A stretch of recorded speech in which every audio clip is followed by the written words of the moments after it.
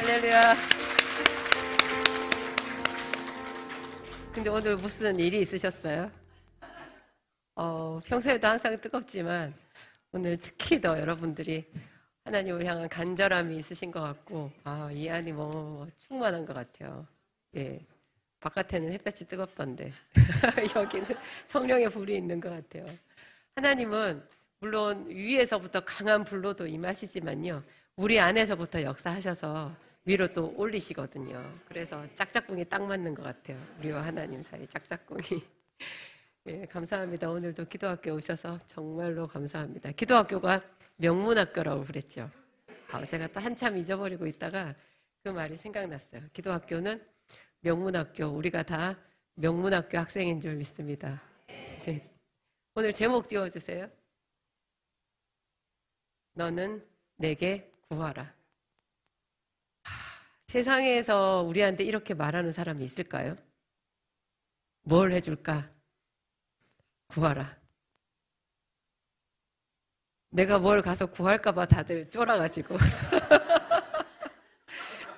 돈 빌려달라 할까봐, 뭐 달라고 할까봐 다들 그러잖아요. 제가 지난 주 중에 저희 약국 직원들한테 요즘 약국이 좀 한가한 것 같네, 그렇게 얘기를 했어요. 그랬더니 내가 느끼겠더라고. 내 의중을 모르고 직원들이 다 쪼는 거예요. 한가하니까, 좀 한가하니까. 그래도 전화는 좀 오고 있고요. 그래도 무슨 일인가를 하고 있다고 그렇게 얘기하는 거예요. 제가 며칠 있다가 또 물었어요. 약국이 좀 한가한 것 같네. 한가하니까 여러분 다 2박 3일씩 휴가를 짜서 좀 다녀오세요. 그렇게 얘기했어요. 제가 특별 상여금도 드립니다. 이렇게 얘기를 했더니 직원들이 정말 깜짝 놀라는 거예요. 그런데 하나님이 우리에게 더 크신 말씀을 하신 거죠. 너는 내게 구하라. 하나님의 자신 있는 말씀, 구하라, 찾으라, 두드리라. 다 주시겠다는 거예요. 찾는 이에게 누가 찾게 해주시는 거예요. 찾아봐, 네가 알아서 찾을 거야, 이렇게 방관자가 하시는 말씀이 아니에요. 구해봐, 누가 줄 텐데. 그 얘기가 아니죠. 네가 구하면 내가 줄게. 네가 찾으면 내가 찾게 해줄게. 네가 두드리면 내가 문을 열어줄게. 그 말이에요. 다 직접 하나님께서 해주시겠다라는 거예요. 구하라, 찾으라, 두드리라 했는데 우리는 어디서 있잖아요. 그게 어디서부터 왔는지 한번 생각해 보세요. 여러분, 구하면 안 된다는 거, 복을 구하면 절대 안 된다는 거, 그 이상한 거예요. 생각해 볼수록. 제가 한참 전에 그 유튜브에서 어떤 유명한 그 교수님의 이야기를 들었는데요. 그 교수님이 그 오은영 교수님의 거의 필적할 정도로 유명하신 분이거든요. 물론 오은영 분이 제일 유명하시지만, 근데 다른 이 교수님도 상당히 좀 결은 좀 다르지만 제가 그분이 가르치는 그 자녀 훈육법 이런 것에 대해서 제가 저 굉장히 일리가 있네, 참 유익한 말씀이구나, 이런 생각을 하면서 제가 들었거든요. 근데 제가 그분 얘기를 좀 이렇게 귀가 솔깃해가지고 좀 듣다가 갑자기 거북한 마음이 딱 들었어요. 야, 이거 더 이상 들으면 안 되겠구나, 그런 생각이 딱 들었는데, 그분이 복에 대해서 얘기를 하는 거예요. 복. 이게 그분이 믿는 분이 아니죠. 채널도 믿는 채널이 아니에요. 기독교 채널이 아니에요. 근데 거기서 그분이 갑자기 복 얘기를 하면서 복 그런 건 없대요. 그런 게 어딨냐요. 자기 애들한테 복 그런 거 얘기하는 부모는 한심하다는 식으로 얘기를 하는 거예요. 그래서 제가 이 사람이 한심하네, 그런 생각이 딱 들었어요. 여러분, 정말 우리 목사님이 왜 성경을 읽다가 복자에 동그라미 쳤다 그랬죠. 여러분, 복을 빼고 성경을 말해보세요. 거꾸로. 복을 찾을 게 아니라 그럼 복을 빼고 성경을 말해봐요. 성경이 볼 게 없어요. 정말 볼 게 없어요. 구약에만 복이 있나? 신약은요? 예수님이 그랬잖아요. 심령이 가난한 자는 복이 있나니. 그렇죠? 당신을 먹인 젖과 당신을 낳은 어미가 복이 있다, 그렇게 말했더니 내 말을 듣고 지키는 자가 뭐가 있다? 복이 있다. 요한계시록에도 나와요. 이 계시의 말씀을 지키는 자가 복이 있다. 신약에도 복이 수없이 나와요. 구약에도 나와요. 복을 빼고는 할 말이 없어요. 그래서 뭘 구하라고요? 복을 구하라. 구하라, 찾으라, 두드리라. 다 해보라는 거예요. 그게 기복신앙이라는 말은요, 어째서 복도 못 받아본 사람이 하는 소리예요. 복이나 받아보고 남에게 주는 자가 되어보고 그런 소리를 하라 그래요. 정말 하나님은 천지를 지으신 하나님이 우리를 봤을 때 너무너무 불쌍한 거예요. 그래서 우리를 뭐라고 부르셨어요? 수고하고 무거운 짐진 자들아. 내 아들아, 내 딸아, 수고하고 무거운 짐진 자들아, 다 내게로 오라. 다 오라. 올 수 있는 자는 다 오라. 귀 있는 자는 듣고 다 오라. 그랬어요. 오는 자가 믿는 자고요. 믿음이 없이는 절대 안 가거든요. 믿음이 없이는 구하지도 않아요. 그래서 우리는 오늘 여기 모였습니다. 구하기 위해서 모였습니다. 여러분 구할 준비를 하시고 구하는 것도 또 배워야 돼요. 너는 내게 구하라. 그래서 하나님이 이렇게 긴 성경을 우리에게 주셨어요. 부지런히 배우라고. 그리고 이 즐거운 성경 안에 즐겁게 거하라고. 이 말씀을 먹으면서 매일매일 양식 삼아 살으라고. 그렇게 우리에게 이 귀한 말씀을 주셨습니다. 아직 본문 말씀을 안 봤어요. 이러다가 이제 강의가 끝나는 수가 있죠. 네. 오늘 본문 말씀 들어가겠습니다. 함께 읽겠습니다. 그때 유다 자손이 길갈에 있는 여호수아에게 나아오고 그니스 사람 여분네의 아들 갈렙이 여호수아에게 말하되 여호와께서 가데스 바네아에서 나와 당신에게 대하여 하나님의 사람 모세에게 이르신 일을 당신이 아시는 바라. 내 나이 40세 여호와의 종 모세가 가데스 바네아에서 나를 보내어 이 땅을 정탐하게 하였으므로 내가 성실한 마음으로 그에게 보고하였고 나와 함께 올라갔던 내 형제들은 백성의 간담을 높게 하였으나 나는 내 하나님 여호와께 충성하였으므로 그날에 모세가 맹세하여 이르되 내가 내 하나님 여호와께 충성하였은즉 내 발로 밟는 땅은 영원히 너와 내 자손의 기업이 되리라 하였나이다. 이제 보소서 여호와께서 이 말씀을 모세에게 이르신 때로부터 이스라엘이 광야에서 방황한 이 45년 동안을 여호와께서 말씀하신 대로 나를 생존하게 하셨나이다. 오늘 내가 85세로 돼 모세가 나를 보내던 날과 같이 오늘도 내가 여전히 강건하니 내 힘이 그때나 지금이나 같아서 싸움에나 출입에 감당할 수 있으니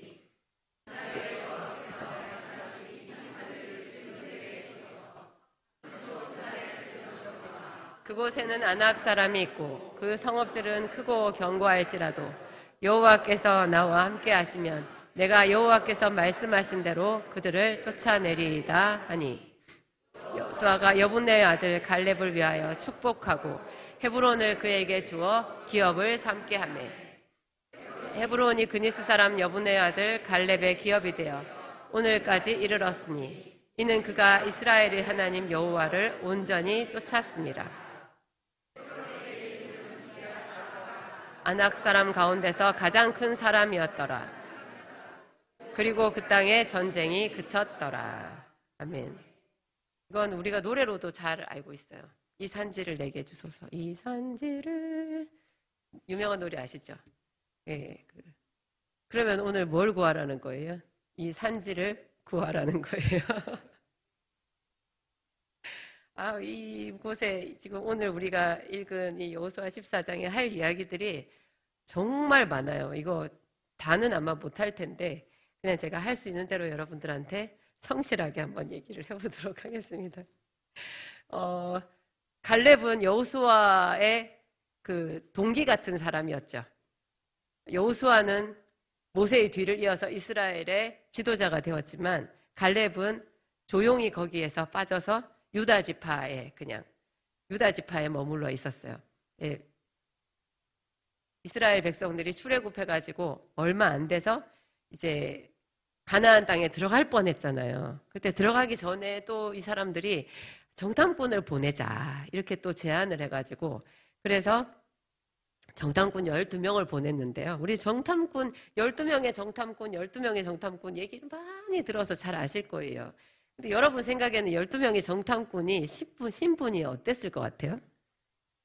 나이가 어렸다, 젊었다, 들었다. 그리고 출신이 뭐였겠다, 이런 생각 해보셨어요?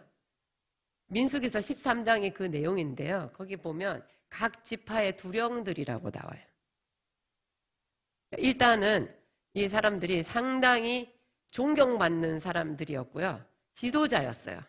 우리는 12명의 정탐꾼들 중에서 그 여호수아와 갈렙 빼고 나머지 10명이 전부 다 그 하나님께 진노를 받았고 그 사람들 때문에 이스라엘 족속들이 다 광야에서 죽게 생겼었잖아요. 그래서 그 10명의 정탐꾼에 대해서 우리가 전부 다 이렇게 세모눈을 뜨고 있거든요.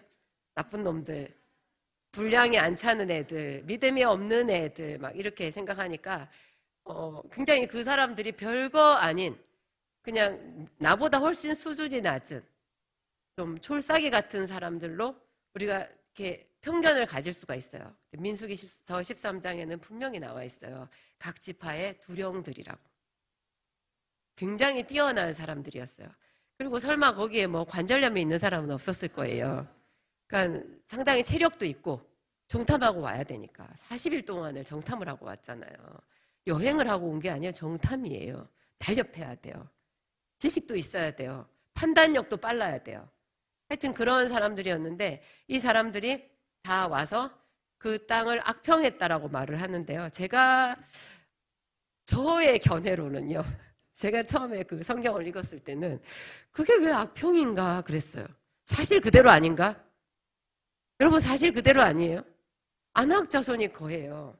가나안 땅에는. 그 자기들은 지금 애굽에서 400년 동안 종살이 하다가 나왔어요. 양떼, 소떼 키우는 사람들이고 군사훈련을 받은 적이 없어요. 그리고 뭐 옷은 얼마나 좋은 것을 입고 있었을까요?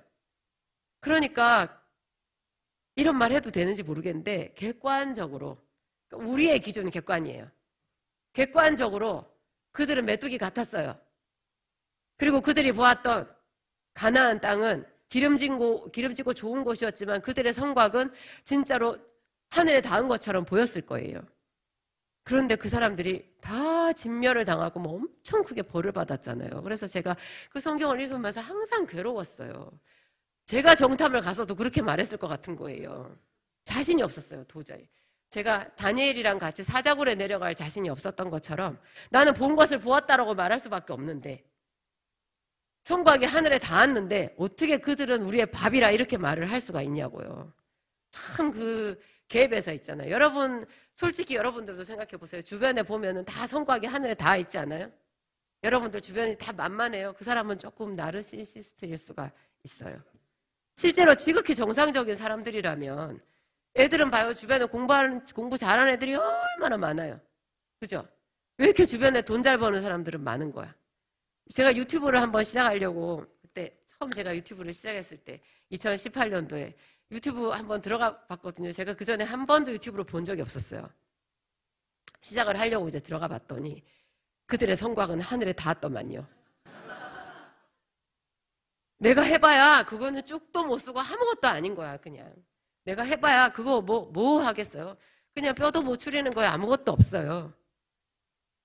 그래서 제가 유튜브를 시작한다고 할 때 그것은 정말 무모한 거였고 우리 가족들도 다 인정했어요. 엄마가요. 당신이 다 그런 눈이었어요. 사실이에요.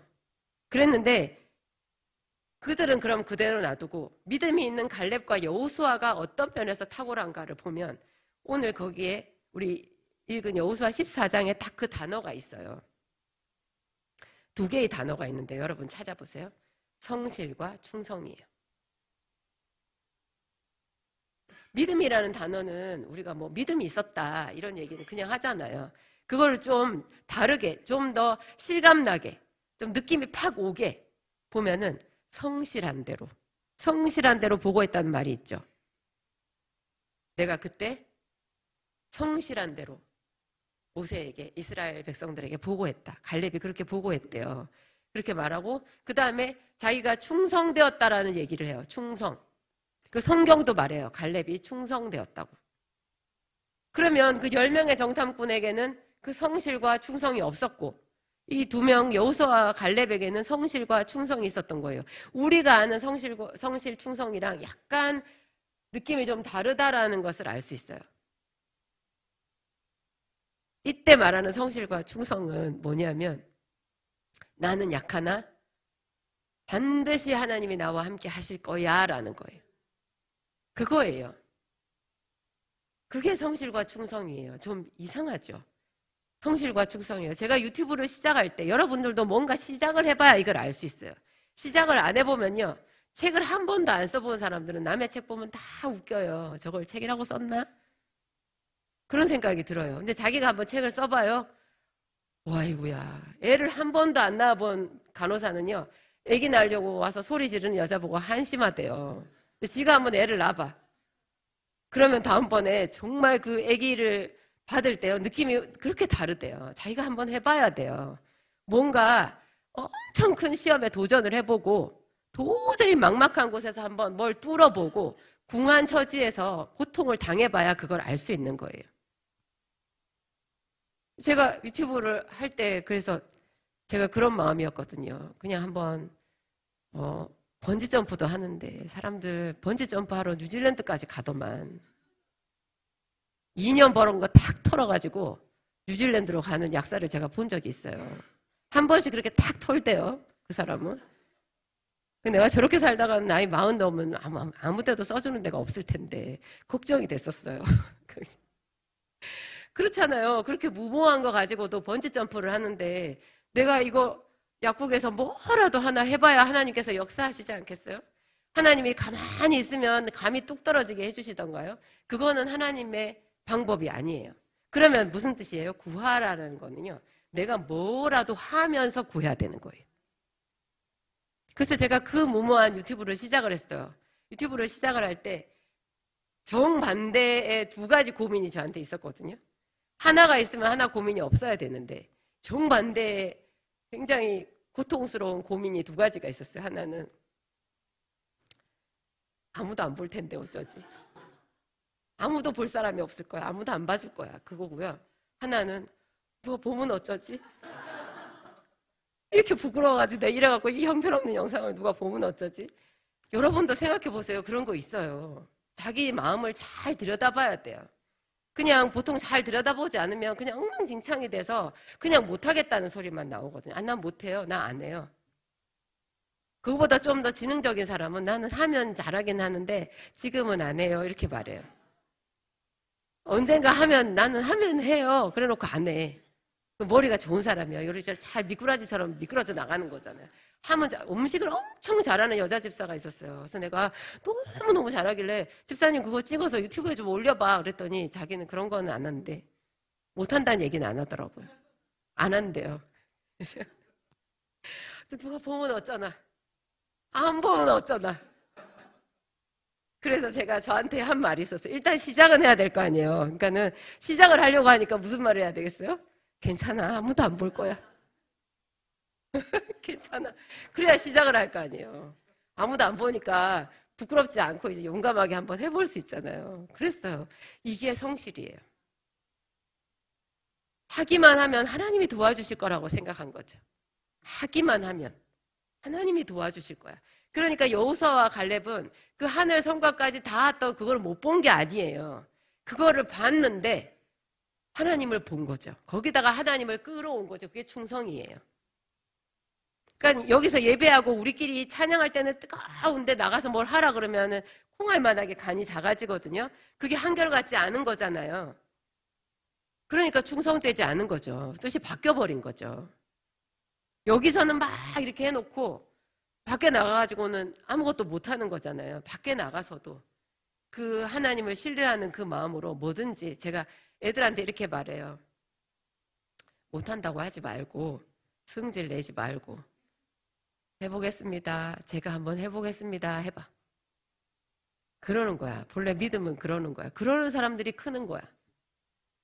아무것도 안 하는 사람은 절대 못 커. 여러분 쪼매난 애들이요. 미친 듯이 걷지 않아요? 걸을 때 똑바로 잘 걸어요? 가다 자빠지고 그러는데 걔 계속 일어나서 걸어요. 비틀비틀 하면서. 그리고 누워있는 애가 가만히 누워있는 애 봤어요? 가만히 애기가 가만히 누워있어요? 계속 이렇게 하지 않아요? 이렇게? 그래갖고 지 손으로 지 얼굴 착 긁고 그러죠? 그렇게 하면서 여기 손가락 끝에서부터 온 몸에 근육이 생겨요. 근육이 발달해요. 애기들 다리 보세요. 그거 설 수 있게 생겼어요, 다리가. 만져보기에 말랑말랑하고 이쁘긴 한데요. 걔가 지가 스스로 일어서려고 하지 않으면 그거는 장애인이 돼버려요. 근데 우리가 똑같아요. 우리의 믿음의 근육이 그런 거예요. 실제로 해봐야 돼요. 근데 해보려고 하니까 세상이 너무 무서워요. 그래서 엄마가 무서우면요, 자기 애들도 꼼짝도 못하게 하더라고요, 보통. 그냥 안전방으로 가게 해요. 그래서 세상은 무서운 곳이라고 가르쳐주는 그런 무서운 여자들이 있어요. 그 애 인생을 어떻게 하려고. 아이들을 모험하게 해야 돼요. 자꾸 뭘 해보게 해야 돼요. 사람도 만나보고, 시험도 쳐보고, 달리기 못해도 뛰어보고, 바닥 깔아주는 거죠. 못하면. 내가 제일 못하면 거기서 제일 못하는 대로. 근데 못하는 게 중요한 게 아니라 안 하는 게 중요한 거예요. 안 하니까 아무 일도 안 생기죠. 뭐라도 하면 하나님이 도와주시거든요. 그래서 갈렙은 그렇게 도와주실 하나님을 믿고 그들은 우리의 밥이라 할 수 있었던 거예요. 이 고백이 여느 사람의 입에서는 안 나오죠. 여러분들은 하실 수 있을 것 같아요. 여기 나오셨잖아요. 그죠? 여기도 아무나 나오는 게 아니에요. 진짜 아무나 나오는 게 아니에요. 뭐 하러 여기까지 나오겠어요? 점심 먹고 집에 가지. 여기 앉아 계신 분들 대단하신 거고요. 그렇죠. 이 말씀을 신학도 안 한 사모에게 듣고 있는 여러분들도 대단하시고 누가 내 재미없는 영상을 봐줄까 그랬거든요. 누가 제 재미없는 이 성경 이야기를 들어줄까 했는데 이렇게 고마운 분들이 계셔서 제가 너무너무 감사해요. 하여튼 하나님께 올려드리는 충성이라는 거, 이게 믿음의 또 다른 이름이에요. 충성. 나는 내게 말씀하신 그대로 되리라고 하나님을 믿노라. 이게 누가 언제 어디서 한 말이죠? 바울이 유라굴라 광풍 속 자기가 타고 있던 그 배에서 한 말이에요. 유라굴로 광풍이 일어가지고 14일인가? 밤인지 낮인지 구분이 안 됐대요. 14일 동안 세상에 4일도 아니고 4시간도 아니고 4일도 아니고 14일이면 어떻게 되는 거예요? 정말 죽을 것 같잖아요. 저는 바이킹인가? 놀이동산에? 제가 대학생 때 놀이동산에 처음 갔어요. 그래가지고 제 친구랑 둘이서 수업을 띵거먹고 거기를 갔거든요. 바이킹을 타자고 하더라고요. 그래서 뭐 한번, 근데 사람들 타는 거 보니까 배에 이렇게 바이킹 뭔지 다 아시죠? 그 배에 탔는데 걔가 가운데 타자는 거예요. 그래서 내가 시시하게 뭐 가운데 타, 양쪽에서 끝에 타야지. 그래야 좀 재밌겠구만. 그랬어요. 그래가지고 죽는 줄 알았어요. 올라갔다가 내려올 때 있잖아요. 이게 머리로는 옆으로 이렇게 가는 거잖아요. 근데 탄 사람의 느낌으로는 그대로 수직 강하예요. 밑으로 그냥 떨어지는 거예요. 엄청나잖아요. 근데 그게 그런 상태가 여러분 14일 동안 계속됐다고 해보세요. 거의 강하고 약하고의 차이지 그 정도였을 거거든요. 근데 사도 바울은 그 배에서 하나님께 기도했고요. 그리고 그 하나님의 음성을 들었고, 그리고 그 하나님이 말씀을 주셨어요. 사도행전 제가 말씀드린 그 부분 펼쳐주세요. 함께 읽겠습니다. 바울아, 두려워하지 말라. 네가 가이사 앞에 서야 하겠고 또 하나님께서 너와 함께 항해하는 자를 다 내게 주셨다 하였으니, 그러므로 여러분이여 안심하라. 나는 내게 말씀하신 그대로 되리라고 하나님을 믿노라. 저렇게 말할 수 있어요. 근데 저렇게 말하는 순간에 배가 좀 풍랑이 조용해져야지 되는 거 아니에요? 조용해져도 갈 길이 구만리예요. 이미 배가 거의 파선한 배나 다름이 없어서 방향을 잃어버렸고 어딘지도 모르고요. 양식도 많이 버렸어요.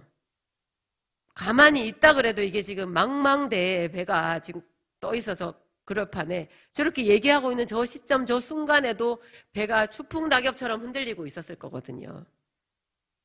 여러분, 아픈 것 때문에 기도하는 사람들이요, 아픈 게 조금 가라앉아야 낫게 해주실 줄 믿습니다. 이 기도가 나오지. 지금 아파 죽겠는데 그 소리가 나오겠어요? 근데 하나님은 안심하라 이렇게 말씀하셔 놓고요. 상황은 그대로 두셨어요. 안심이 아니에요. 안심하라 했는데 배는 계속 흔들리는 거예요. 그 상황을 머릿속에 넣어보면 와 진짜 이거 믿음 대단하다는 생각 들죠. 배가 지금도 해도 달도 안 보이고 배가 엄청나게 흔들리는데 하나님은 안심하라고 하시는 거예요. 근데 바울은 나는 내게 말씀하신 그대로 되리라고 하나님을 믿노라 이렇게 말했어요. 이게 성실과 충성이에요. 한결같이 예배할 수 있는 거죠. 그랬더니 이제 9절에 보면 이제 모세가 맹세하여 이르되 9절 펼쳐주세요. 오늘 본문 9절. 그날에 모세가 맹세하여 이르되 내가 내 하나님 여호와께 충성하였은즉 내 발로 밟는 땅은 영원히 너와 내 자손의 기업이 되리라 하였나이다. 모세가 이렇게 그 당시에 가데스 바네아에서 이렇게 갈렙에게 약속을 해주셨다는 거예요. 근데 그때로부터 45년이 지났어요. 보통 광야에서 40년이잖아요. 가나안 땅에 들어가서 또 5년이 지난 것 같아요. 그랬을 때 갈렙이 여호수아에게 나아가서 헤브론이라고 하는 그 산지를 자기에게 달라고 말을 한 거예요. 그러니까 갈렙은 굉장히 진중한 사람인 것 같아요. 가나안 땅에 들어가자마자 말해도 되잖아요. 근데 같이 그 이스라엘 군대가 행해야 되는 전쟁을 5년이나 수행하고 난 뒤에 이제 자기의 기업을 마음에 두고 있던 그 기업을 딱 얘기를 하는 거죠. 그러면서 갈렙이 하는 말이 있어요. 10절, 11절 말씀 펼쳐주세요. 여호와께서 이 말씀을 모세에게 이르신 때로부터 이스라엘이 광야에서 방황한 이 45년 동안을 여호와께서 말씀하신 대로 나를 생존하게 하셨나이다. 오늘 내가 85세로 돼 모세가 나를 보내던 날과 같이 오늘도 내가 여전히 강건하니 그 힘이 내 힘이 그때나 지금이나 같아서 싸움에나 출입에 감당할 수 있으니. 참 여러 가지를 생각하게 해요. 85세인데요. 싸움에나 출입까지는 이해를 하겠어요. 출입은 할 수 있잖아요. 예, 문 열고 들어갔다 나왔다 할 수 있어요. 싸움에나 출입에나 감당할 수 있대요. 85세인데 그때나 지금이나 똑같다는 거예요. 근데 정말 하나님께서 갈렙을 젊게 해주셨던 것 같아요. 실제로 아브라함을 젊게 해주셔가지고 100세에 이삭을 낳았는데 나중에 그두라라고 하는 후처를 얻어가지고 아들을 7인가 더 낳았죠. 6을 더 낳았나? 더 낳았어요. 실제로 젊게 해주시는 거예요. 왜 사라는 젊게 안 해주셨는지 모르겠는데 그건 하나님의 뜻이죠. 어쨌든 하여튼 그랬어요. 젊게 해주셨는데 몸이 젊어졌다고 막 이렇게 하겠다는 생각이 들어요. 근데 갈렙은 굉장히 용기가 있고 하나님께서 주신 복을 취하기 위해서 자기가 드려야 되는 에너지, 자기가 힘든 것 이런 것에 대해서는 별로 아랑곳하지 않는 거예요. 그런 것에 대해서 자기 몸을 아끼지 않아요. 이게 믿음과 성실과 충성인 거죠. 자기에게 그 하나님께서 자기에게 그 밟는 땅을 주시겠다고 얘기를 했는데 갈렙은 헤브론을 마음에 둔 거예요. 헤브론이 가장 노른자위 땅이었다라는 것을 알 수 있죠. 왜냐하면 그 성경에서 지금 이 본문에서 말하고 있어요. 가나안 땅에서 제일 힘센 족속이 거기 살고 있었다고. 제일 힘센 족속이 제일 좋은 곳에 살았겠죠. 근데 또 신기해요. 이 헤브론은 아브라함이 막벨라 굴을 뒀던 곳이잖아요. 이 헤브론은 조카 롯이 버리고 간 땅이에요. 조카 롯이랑 아브라함이랑 둘이서 너는 네가 좌하면 내가 우하고 네가 우하면 나는 좌하리라. 그렇게 해가지고 네가 좋은 편을 택하라 했을 때 롯이 요단 온들을 택해서 떠나고 난 뒤에 아브라함은 반대편으로 가서 거처한 곳이 헤브론이거든요. 헤브론은 변방이었고 그 당시에 롯이 봤을 때는 황무지 같은 땅이었어요. 근데 그 땅에 있었을 때 하나님이 아브라함에게 나타나셔가지고 눈을 들어서 동쪽과 남쪽과 서쪽과 북쪽을 보라. 동서남북을 보라. 네 눈에 보이는 모든 땅을 내가 너와 내 자손에게 주리라 이렇게 했는데 아브라함이 그냥 하나님을 믿으니 이렇게 돼 있었잖아요. 그때 그 믿으니가 왜 있었게요? 그 땅이 하나도 안 좋아 보였기 때문에 그 말이 있는 거예요. 엄청 감동할 만한 땅을 주신다고 했으면 믿었겠죠. 근데 하나도 안 좋아 보이는 자갈밭을 보이시면서 너와 내 자손에게 이 자갈밭을 주리라 그렇게 얘기를 하신 거예요. 근데 아브라함이 그걸 믿었어요. 그래서 아브라함을 하나님이 의인이라고 하신 거예요. 옥토를 보여주신 게 아니거든요. 근데 그 400년이 넘는 기간 동안에 하나님이 그 땅을 다 작업을 하신 거예요. 애굽에서 이스라엘 백성들이 70명의 이스라엘 족속들이 200만 명이 될 때 하나님이 그들만 200만 명이 되게 해주신 게 아니에요. 가나안 땅도 젖과 꿀이 흐르는 땅으로 더 좋은 땅으로 만들어 주셨어요. 롯이 택해 갔던 땅은 무슨 땅이 됐어요? 거기는 사해가 됐어요. 거기는 완전 소금 땅이 돼버렸어요. 근데 롯이 버렸던 땅 있죠? 아브라함이 뼈를 묻었던 그 땅을 하나님이 복되게 해주신 거예요. 그러니까 믿음이 없는 사람은 도저히 하나님과 같이 갈 수가 없어요. 좋은 걸 누릴 수가 없어요. 이 세상의 기준으로 보면 하나님은 별로 안 좋은 거를 여기가 좋다 꼭 그러시거든요. 여기가 좋다 하면은 아멘 하세요. 뼈를 묻으세요. 네. 근데 세상에 갈렙이 가장 믿음이 좋았던 갈렙이 그 헤브론을 달라고 한 거예요. 그러니까 헤브론이 실제로 좋아 보이기도 했지만 내 생각에는 갈렙이 아브라함을 생각했던 것 같아요. 아브라함의 뼈가 묻힌 곳. 그죠? 그곳을 유다 자손이 차지하게 된 거죠. 참 재밌어요. 이런 하나하나를 들춰서 보면. 근데 하여튼 그 땅을 자기에게 줄 것이라는 증거를 지금 갈렙이 말하고 있는데요. 하나님께서 자기를 생존하게 해주셨다는 거예요. 아, 생존 뭐 아무나 다 생존하는 거 아니야? 그렇게 생각하겠죠. 시편 90편인가요? 제가 아까 말씀드린 거 시편 90편 함께 읽겠습니다. 순식간에 다하였나이다. 우리의 연수가 70이요 강건하면 80이라도 그 연수의 자랑은 수고와 슬픔뿐이요 신속히 가니 우리가 날아가나이다. 모세는요 120세까지 살았어요. 아론도 130세 넘게 살았어요. 나중에 다윗 시대에 보면 다윗은 70세 정도에 돌아가시거든요. 출애굽하던 저 시대에는요 백성들이 훨씬 오래 살았던 시대예요. 근데 저 시편 90편은 모세의 기도거든요. 근데 모세가 왜 저런 말을 했을까? 우리의 연수가 70이요 강건하면 80이라도. 저는 처음에 현대적인 시각에서 봤어요. 제가 20살 때 성경을 봤으니까 그때 우리의 연수가 70이요 딱 맞는 말이었어요. 강건하면 80. 그때는 요즘에는 80이 흔하지만 제가 대학생 때는 강건해야 80까지 살았거든요. 딱 맞는 말이요. 이 옛날에 이렇게 딱 맞는 말을 해놨네. 창세기 앞부분에는 뭐 사람이 800세까지 살았다고 해서 나 뒷골 잡게 만들더니 여기는 제대로 좀 감각 있게 써놨네 이렇게 생각했거든요. 좀 더 성경을 보니까 이상한 거예요. 모세는 120세까지 살았어요. 아론도 130몇 세까지 살았는데 왜 여기 연수가 70, 80 그 말이 나와 있을까? 광야에서 다 죽은 거예요.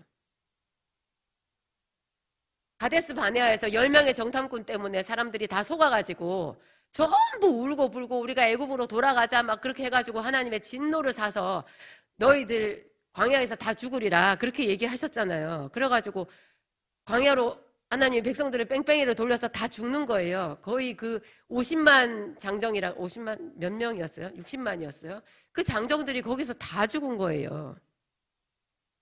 매일매일 사람들이 죽어나가는 것을 모세가 본 거죠. 맨 처음에 아까 뭐였어요? 우리의 연수가 70이 우리의 일생이 주의 분노 중에 지나간다는 얘기가 있잖아요. 하나님께서 가데스 바네아에서 엄청나게 분노하셨던 거를 모세가 매일매일 이스라엘 진중에서 발견하는 거예요. 사람들이 다 죽는 거예요. 아직 죽을 때가 안 된 사람들도. 다 죽어요. 70만 되면 다 죽어요. 70 되기 전에 죽는 사람도 있어요. 조금 오래 사는 사람이 80 되면 죽는 거예요. 그런데 갈렙은 자기가 안 죽고 끝까지 남는 것을 보고 하나님이 하신 약속을 생각했다라는 거예요. 그리고 그뿐이 아니에요. 겨우 목숨만 살아서 지팡이 짚고 다니는 게 아니에요. 자기가 11절에 보면 여전히 강건하니 내 힘이 그때나 지금이나 일반이라. 이것이 하나님께서 나에게 약속하신 것을 이루실 거라는 증거라는 거죠. 근데 이 증거가 왜 필요했을까요? 그냥 취하면 되지. 여러분 오늘 여기 보면요. 끝부분에 우리가 아까 14절까지 읽었죠. 15절까지 읽었어요. 근데 13절 펼쳐봐 주세요. 함께 읽겠습니다. 여호수아가 여분네 아들 갈렙을 위하여 축복하고 헤브론을 그에게 주어 기업을 삼게 하매. 너무 간단하지 않아요? 여러분 이 구절 읽을 때 저는 성경을 제가 대학생 때 읽었잖아요. 이거 읽으면서 굉장히 고개가 갸웃했어요. 이상하다. 이게 헤브론을 여호수아가 갖고 있었다가 줬다는 뜻 같죠? 여호수아가 헤브론을 갖고 있어가지고 갈렙이 그거를 달라고 하니까 여호수아가 줬다라는 말 같잖아요. 근데 실상은 어때요? 여호수아가 뭘 해준 거예요? 허락을 해준 거예요. 가서 싸우라고. 누가 싸워야 돼요? 여호수아가 싸워줘요? 이 바로 앞에 나와요. 여호수아가 늙었다고 나와요. 바로 앞에 13장인가? 나와요. 13장 1절. 이건 제가 하진 않았는데 펼쳐볼 사람은 보세요. 여호수아가 나이가 많아 늙음에. 누구도 늙었겠어요? 갈렙도 늙었어요. 이제 누가 나가서 싸워야 돼요? 갈렙이 나가서 싸워야 돼요. 목숨을 걸고 나가서 싸워야 되니까 갈렙에게 증거가 필요했던 거예요. 기드온이 300명 용사를 데리고 나가서 미디안의 대군과 싸워야 되는데 무섭잖아요. 그래서 하나님께 자꾸 증거를 요구했어요. 하나님 이번에는 양털만 적게 해주시고요. 주변에는 하나도 안 적게 해주세요. 이슬이. 또 반대로도 하게 해주세요. 계속 증거를 요구했잖아요. 얘는 믿음의 사람이라고 나와놓고 되게 겁쟁이네. 제가 그렇게 생각했는데 보니까 그럴 수밖에 없어요. 죽잖아요. 나가서 지면. 여러분 아무리 해도 나가서 죽지는 않죠. 우리는 안 죽어요. 근데 여기 성경에 나오는 사람들은 목숨을 걸고 나가는 거예요. 그러니까 갈렙이 증거를 찾은 거예요. 하나님이 나와 함께 하신다는 증거를. 그랬는데 마치 갈렙과 여호수아 사이에서는요. 우리가 육신에 속한 사람이 이해할 수 없는 대화를 하고 있는 거죠. 여분의 아들 갈렙을 위하여 축복하고 헤브론을 그에게 주어. 누가 누구에게 줬다고요? 여호수아가 갈렙에게 주었다라고 말하는 거예요. 여호수아는 지가 갖고 있지도 않은 거를 갈렙에게 주었어요. 갈렙은 자기 힘으로 지금 나가서 죽을 똥 살 똥 싸워야 되는데 받은 것처럼 말하고 있어요. 근데 이게 똑같은 구절이 또 어디에 있어요? 창세기에 있어요. 창세기 펼쳐주세요. 함께 읽겠습니다. 여호와께서 이거 아니에요. 죄송합니다. 창세기에 이게 아니고요. 창세기 죄송합니다. 이게 아니고 48장 함께 읽겠습니다. 이스라엘이 요셉에게 또 이르되 나는 주구나 하나님이 너희와 함께 계시사 너희를 인도하여 너희의 조상의 땅으로 돌아가게 하시려니와 내가 내 형제보다 세겜 땅을 더 주었나니 이는 내가 내 칼과 활로 아모리 족속의 손에서 빼앗은 것이니라. 야곱이 죽기 전에 자기 아들 요셉에게 유언하는 말이에요. 요셉에게는 2몫을 주잖아요. 다른 형제들에게는 다 한 몫을 줬어요. 근데 요셉에게는 요셉 한 몫을 주면 되는데 요셉의 2 아들을 자기 아들같이 불러가지고 에브라임과 므낫세, 큰아들 므낫세, 작은아들 에브라임을 각각 야곱이 자기 아들인 것 같이 에브라임을 축복하고 므낫세를 축복한 거예요. 2 몫을 준 거예요. 그러면서 저 말을 해요. 내가 너에게 내 형제보다 세겜 땅을 더 주었대요. 한 몫을 더 주었대요. 이는 내 칼과 활로. 여러분 야곱이 칼과 활을 찬 적이 있었어요? 아모리 족속에게서 빼앗은 적이 있었어요? 저기 저렇게 써놨어요. 저 말이랑 오늘 여호수아서 14장 13절에서 있는 거랑 똑같아요. 이게 믿음의 지경이에요. 정말 믿음이 있는 사람들은요. 이런 분복을 자식들한테 줄 수 있어요. 내가 마음먹은 것대로 하나님이 그대로 이루어지는 거예요. 그래서 이렇게 하니까 그냥 가서 이겼어요. 그냥 이겼어요. 이긴 전쟁은 무슨 작전명이나 어떤 군사를 몇 명을 데리고 갔는지, 전쟁에 며칠이 걸렸는지 그런 얘기가 하나도 안 나와요. 너무나 자연스러워요. 이게 실제로 있는 일이라고요. 우리는 영적으로 가난하죠. 여러분, 이렇게 안 되죠. 그러니까 여기 앉아 있는 거예요. 이렇게 되게 하려고. 이게 이런 지경이 있어요. 그냥 내 마음에 딱 품으면 그대로 되는 역사가 있는 거예요. 제가 그 맛을 요새 조금 알고 있어요. 조금 제가 그 맛을 보고 있어요. 조금 봤는데요. 정말 대단한 것 같아요. 예전에는 제가 상상만 했었거든요. 아, 이런 세계가 있나 보다. 참 신기하네. 야곱은 어떻게 칼과 활을 차본 적이 없는 사람이 자기가 빼앗아서 주었다고 말하잖아요. 지금 땅 문서도 없는데 그냥 예전에 그 뭐라 그러죠? 그 판토마임이라고 하나요? 말 안 하고 아무것도 없이 막 이렇게 하는 거 있잖아요. 그런 것 같아요. 여기서 지금 땅 문서도 없고 아무것도 없는데 주거니 받거니 자기들끼리 다 하고 있어요. 이게 믿음의 세계라는 거예요. 우리가 그런 마음으로 하나님 앞에 기도해야 되고요. 또 제가 여기서 중요한 얘기를 할 수 있는데요. 이게 지금 사실 이 성경 지금 여호수아서에도 말하고 있지만 헤브론 땅은요 견고한 성이에요. 성곽이 하늘에 닿아 있어요. 거기는 제일 센 아낙 자손이 살고 있어요. 거기 가면 메뚜기처럼 다 죽어요. 그거는 45년 전에 가데스 바네아에서 10명의 정탐꾼이 한 말 그대로가 맞아요. 그런데 믿음으로 행했을 때 마치 이 헤브론은요 그릇처럼 됐어요. 그릇.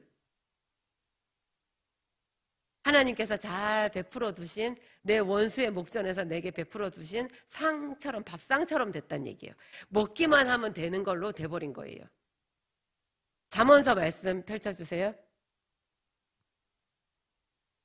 함께 읽겠습니다. 게으른 자는 그 손을 그릇에 넣고도 입으로 올리기를 괴로워하느니라. 세상에 저런 일이 있을 수 있어요. 저렇게까지 게으른 사람이 있을까요? 배가 부르겠지. 저는 그렇게 생각했어요. 배부른 자는 이렇게 해야 맞지 않아요? 저기에 맞죠? 배부른 자는 손을 그릇에 넣고도 배가 부르니까 입으로 올리기를 괴로워하느니라. 그래야 말이 맞지. 저거는 이성적으로 말이 안 맞잖아요. 게으른 자는 그릇 왜 저렇게 되냐면은 성경에 나오는 게으른 자는요 믿음이 없는 불신자라는 말과 거의 같이 쓰이고 있어요. 믿음을 가지려고 하고 하나님의 말씀을 따라가려고 하면 정말 부지런하고 열정적이라야 돼요. 그냥 하던 대로 늘 하던 사람한테는요 이 믿음의 길이 절대 안 보여요. 할 일도 안 보여요. 할 게 아예 없어요. 게으른 사람이 왜 일을 안 하는 줄 아세요? 할 일이 안 보여요. 할 게 없어요. 우리랑 좀 닮아 있지 않나요? 사실 사도 바울이 빌립보 감옥에 갇혔는데 우리가 그 상황이라고 하면 여러분 그 실컷 두들겨 맞고 뼈가 부러졌는지도 모르겠는데 살이 다 터지고 그래서 조금만 때렸을까요? 많이 때렸을 거예요. 찰싹찰싹 뺨 2대 맞고 들어갔을까요? 아닐걸요? 많이 맞았을 거예요. 그죠? 그러면 그래가지고 착고에도 차였어요. 감옥에 들어갔어요. 거기서 무슨 일을 할 수 있냐고요. 할 수 있는 일이 없고 할 일이 없죠.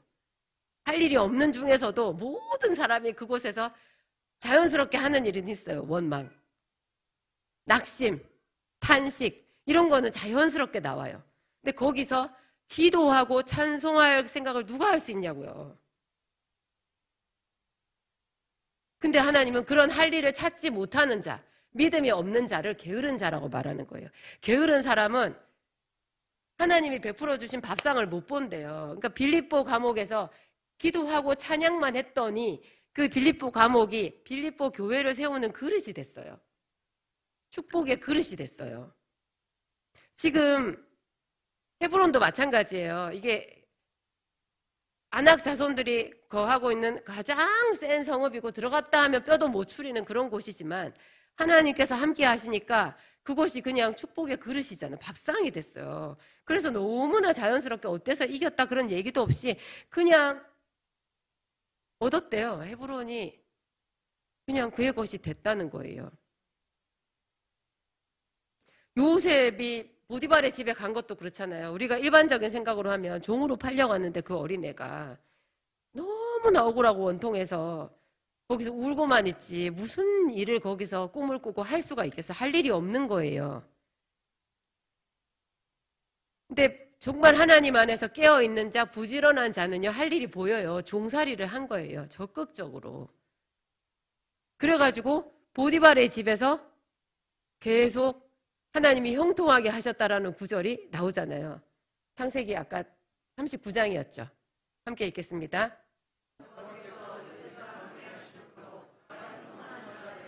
그 주인 애굽 사람의 집에 있으니 그의 주인이 여호와께서 그와 함께 하심을 보며 또 여호와께서 그의 범사에 형통하게 하심을 보았더라.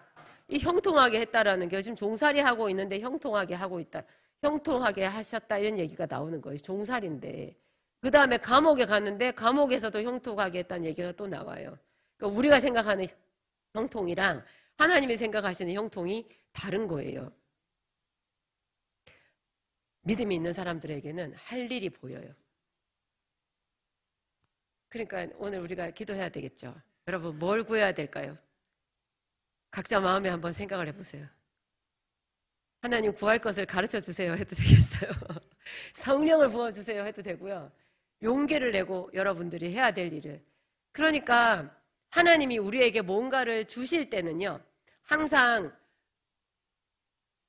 항상 우리의 에너지가 투입이 돼야 돼요. 가만히 앉아서 주시옵소서는 안 되는 거예요. 그건 하나님이 주시는 방법이 아니에요.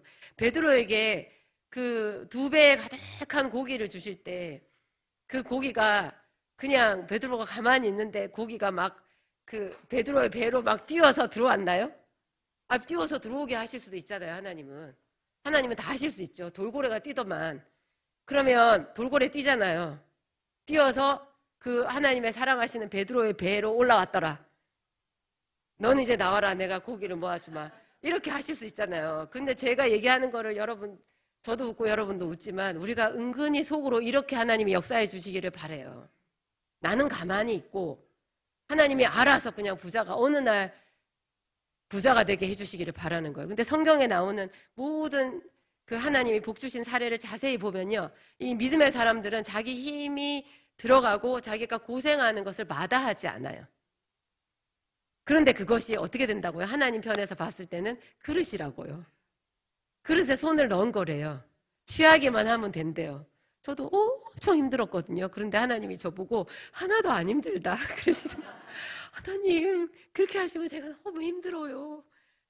지금도 이자가 많은데요. 그러면 제가 너무 힘들어서 살 수가 없어요. 그러니까 하나님이 하나도 안 힘들다. 그래서 그래? 안 힘든가? 그러면 한번 해보지 뭐. 그래가지고 제가 열심히 약을 갈았다는 거 아닙니까? 네, 유발로 얼마나 열심히 약을 갈았겠어요. 근데 관절염도 안 생기게 하나님이 그 많은 소화과 약 다 갈아야 되잖아요. 저는 분쇄기 안 썼거든요. 유발로 다 갈 수 있게 힘을 주셨어요. 그래서 여기까지 왔어요. 하여튼 재밌게 오늘 들으셨죠? 여러분들 하나님께 구하는 것에 대해서 매일 생각하세요. 기쁘게 생각하세요. 막 하나님이 주실 선물 세트를 생각하는 그 설렘 있잖아요. 산타가 주는 양말 이런 게 아니에요. 양말에 들어가 봐야 뭐가 들어가겠어요. 뭐 금괴가 들어갈 수도 없고.